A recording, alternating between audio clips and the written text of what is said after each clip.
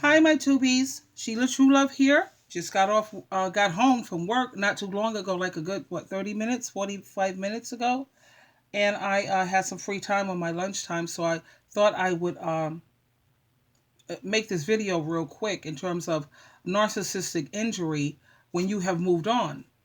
Now, the first thing that we must realize is that the narcissist never wanted us to succeed. They want to see us fail so that they can be the object or the center of attention. Now, let's think about the first time. Let's think about when you met the narcissist and how nice they were in the beginning. And then, somewhere along the way down the road, they begin to feed off of your energy, feed off of your capabilities, and that constantly left you, better yet, it left us feeling drained. They try to take away all the good things about you so that they can strengthen themselves. The thing about narcissists, here, I want you to listen in, come in closer. The thing about narcissists is that they are emotionally immature, which is why they take no responsibility for the rotten things they do. You have got to keep in mind, my tubies, no matter how much hard work you've put into them, nothing stays within them. And nothing is never enough. Whatever you put into them, it's like a drainer. It just comes right out. When they have used you up for everything you had, they will throw you away like a tissue they've blown their nose on. That is, of course, if they discard you before you discard them first. Narc Survivor, he's on YouTube. He explained it so well. He said, think about after you finish eating something and the only thing left after you finish eating the food from it, you ate the food and all, the only thing left is the wrapper or the package. You don't need that, so you throw it away. You took what you needed out of it and you ate and you strengthened yourself and you gave yourself the vitamins and the nutriments that you needed. And you threw away the package and you threw away the wrapper. That's nothing but trash. The same thing applies where the narcissist is concerned. They use you up for everything you have to offer and everything they can get out of you. And then they just toss you in the garbage because you've served your purpose and now it's time for them to move on. But let me tell you something. There's a good thing about that. There's something beautiful about this whole thing. Once you've moved on, and you no longer want to deal with them or be around them, and they see that they can no longer feed off of your energy, that is what we call, my friends, my tubies, my teletubbies, that is what we call narcissistic injury. But the biggest injury to them is when they see they haven't broken you. And when they know there's no coming back and you become happy and successful without them, I want to put emphasis, without them, that proves to everyone that you were not the problem and that they were the ones who was holding you back. They were the ones who wasn't about nothing. So you go out there and you be happy and successful and focus on what you need to focus on. Now, when you move on and they know you have peace and happiness in your life, that's when, check this out, that's when their true colors come out. And their mask will completely fall off. They will do everything in their power to try to poison people. And I'm sure you have experienced this, where they have tried to poison people against you by telling lies and exaggerations because they see that you are happy without them. Now that's a huge, I'm talking huge, narcissistic injury. Living and doing well and staying focused on your goals is the best way to injure and destroy these monsters. Don't turn to drugs. Don't become a full-blown alcoholic like I was on my way because I was just a mess. But mine wasn't just with the narcissist. I had issues going on with religion and things that I learned that was all fake, and the family that's caught up in a cult, and mine is anyway. But the point is, let's stay focused here. Don't become no full-blown alcoholic or become the town's whore. That's only going to serve as a supply and energy to these narcs.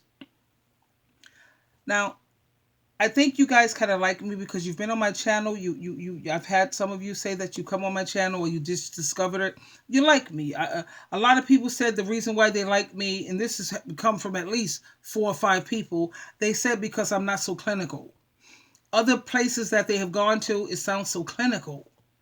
And me, I'm down to earth because I figure that's the best way to be. We live here on earth, so we need to be down to earth. Now, the way to handle the situation when it comes to these narcissists, is to live well and do well. Now, I know you've heard this from so many other, just live well and do well. And then, just stay focused. Just have determination. Focus on your children, focus on your family, focus on your job, focus on me personally, I focus on making money. That's what I'm about right now. Just stay focused. Don't worry about what they're doing or who they're with. Who they're with. Let karma kick their butt. I didn't want to say butt, but I'm going to be a lady. Let karma kick their butt. Sometimes, listen to me, my tubies, you just have to walk away and let karma take over. Trust me when I tell you, karma loses no one's address and forget no one's name. Now, if you want evidence and you want to see how karma really works, check this out. I could prove that it works. I could prove to you that they're going to reap what they sow.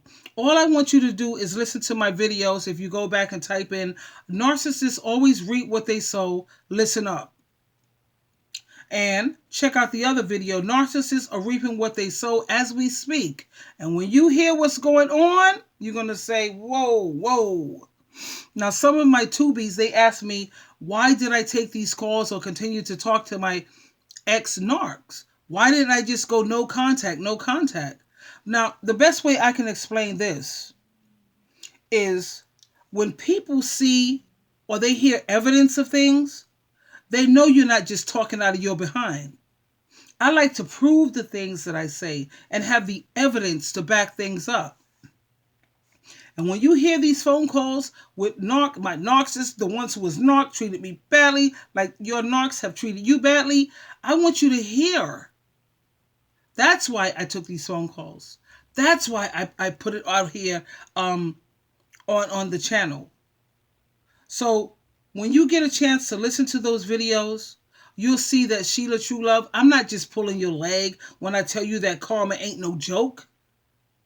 And I promise you that they will reap the rotten things that they've done to you. The best way to defeat them is by being happy and staying healthy. And that's the reason why I took the phone calls and I recorded them and I put it out here for my tubies, is because evidence, there's nothing like evidence. And when you listen to those 2 videos, and I have more videos, but I'm just going to recommend those 2. Honey, you're going to say, you know what? Wow, karma's real. Jehovah God and Jesus Christ is real. You do eventually reap what you sow. So please, like I said, sometimes you have to walk away. You have to let karma take over, and let karma do what it do. Anyway, my tubies, I love you. Like I said, I am not a professional. I am a woman who have been through this nonsense with the narcissistic crap. Didn't know what was going on until my son brought it to my attention and I studied it. I studied this stuff for years when it comes to narcissism. Now I'm an expert. Trust me when I tell you, I am an expert. And for all those haters out there who's like, well, what credentials do you have? What school I don't have, you know what my credentials are? It's called life on-hand experience. That's my credentials. My credentials are the same credentials that people have as a teacher. They have to study it, right? They have to go to school. They have to study it. A lot of people go to school online. Just because you go to school online, you still get the same degree. You still get the same certification. I went to school online. That's my credentials. And I have so many people who are haters. But let me tell you, my tubies, my Teletubbies, you can't be so bothered with that nonsense. People are going to, no. jealousy, all of this is freaking me out too, could cause me to have PTSD. Because when you see how people you felt were your friends, your family, and they see that you blowing it up somewhat, like because I wrote my book. My book is selling so well. Best information before leaving Earth, answers that work. Yeah, it's on Amazon, Barnes and Nobles. I'm trying to get my book all in the library. I got another book coming out. And you have so many people who are haters and even family members. How sad is that? That's the part that gave me the PTSD, was the family members. And when I say PTSD, I'm talking about I have nightmares. I have freaking flashbacks. That's when you know you have PTSD. When you're having nightmares about something, you're having flashbacks. When you're sitting up here and you having anxiety about a situation. Come on. God didn't create me for all this craziness. But I only get the PTSD when it comes to my family. I don't give a damn about outside, I don't. But when it comes to my family, yeah, they kind of gave me a PTSD. And my ex-religion, oh man. When I found out the truth about the religion, oh man, that's just like, come on. That was everything that I was. It was everything that I believed in. And everything that you believed in and everything that you were taught, and all of a sudden you come to find out it was all contaminated. It was they said they're not inspired by God, meaning it's a man-made religion like Scientology, like the Mormons, like whatever. But anyway, you notice I say all this stuff at the end. I don't say it in the beginning because I like to get to the point in the beginning. Really. People want to say all that extra stuff. Come on, save that for the end. People want in the beginning. Come on. So, as you know, the topic is narcissistic injury when you have moved on. I love you, and I want you to love yourself as much as God loves you, as much as Jesus Christ loves you. Until next time. Oh, and don't forget, look at this face on this page.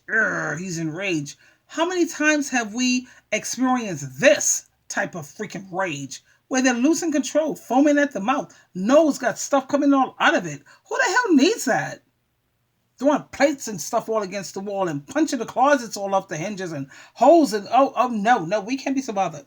But anyway, I love you. Please, please, please keep in mind that I have another channel. It's called True Love Ministries.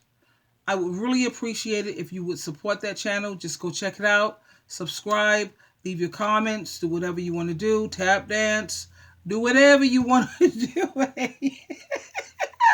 I could use your support that way, okay? True Love Ministries. I promise you it's going to build you up, It's not the best channel, actually, to be honest with you, because I need to work on it. At the same time, I could use your helping me to stay motivated. I need that too. I'm human like anyone else. I need to be inspired and motivated. And it would be great if you could support that channel. Okay? I love you very much. I think I've already demonstrated that. By the way, I could be dog tired and I come up here and make a video. I could be dog tired and I'm taking phone calls. I'm answering emails. I love you. That's why I do what I do.